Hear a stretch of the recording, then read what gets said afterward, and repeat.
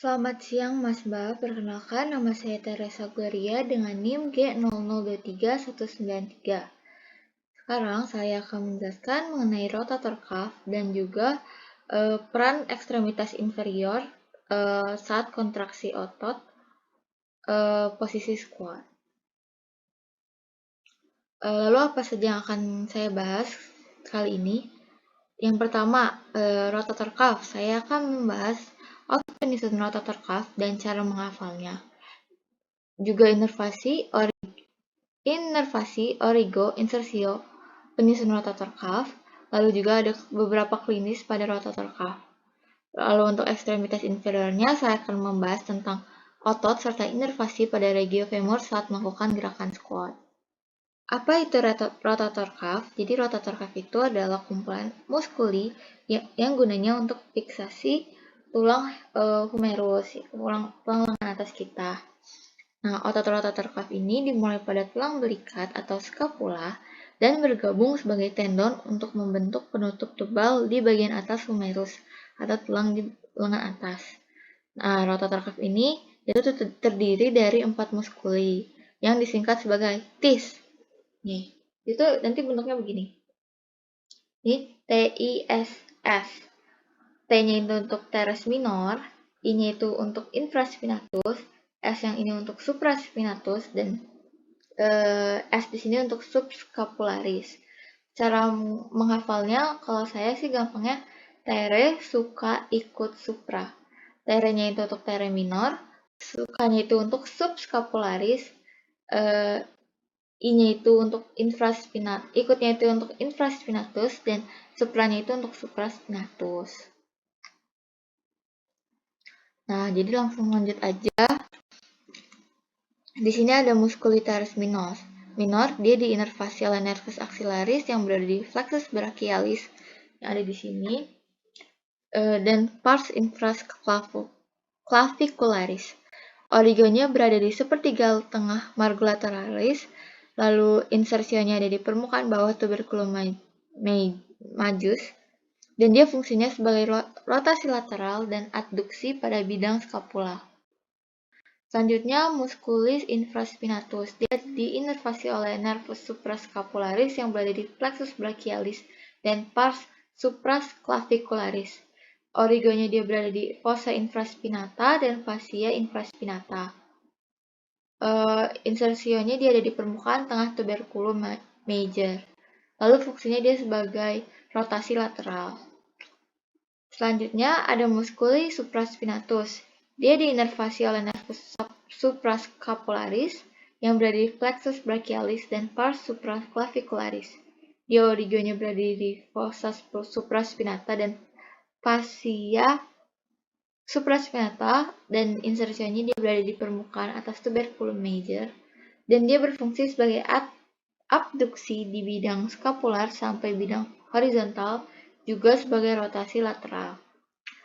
Selanjutnya ada musculis subscapularis, yaitu diinervasi oleh nervus subscapularis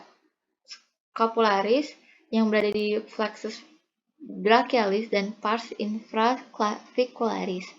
Yaitu origonya berada di fossa subscapularis dan insersionya dia berada di tuberculum minor. Fungsinya sebagai medial rotasi. Nah, selanjutnya klinis rotator cuff. Yang saya akan bahas di sini ada tiga saja, yang robek, tendinitis, dan tendinosis. Nah, robekan pada rotator cuff ini biasanya terjadi ketika tendonnya itu robek. Robek ini ditemukan biasanya pada orang dewasa, parubaya, atau lebih tua. Robekan ini dapat disebabkan oleh trauma, misalnya terjatuh langsung pada bahu atau pukulan langsung pada bahu, atau penggunaan otot rotator cuff yang berlebihan juga bisa jadi. Lalu ada faktor lain, itu biasanya gaya hidup yang tidak sehat seperti obesitas dan merokok. Itu juga dapat meningkatkan kemungkinan untuk seorang mengalami robekan.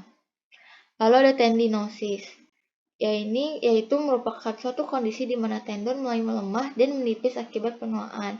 Hal ini disebabkan seiring bertambahnya usia terjadi penurunan suplai darah ke tendon rotator cuff. Akibatnya ketika tendon menjadi stres atau cedera, tendon ini tidak dapat pulih atau sembuh dengan baik. Tendon ini kemudian lebih mungkin robek atau meradang. Postur tubuh yang buruk, merokok, aktivitas di atas kepala yang berulang-ulang, juga gen mungkin berperan dalam posibilitas tendinosis ini.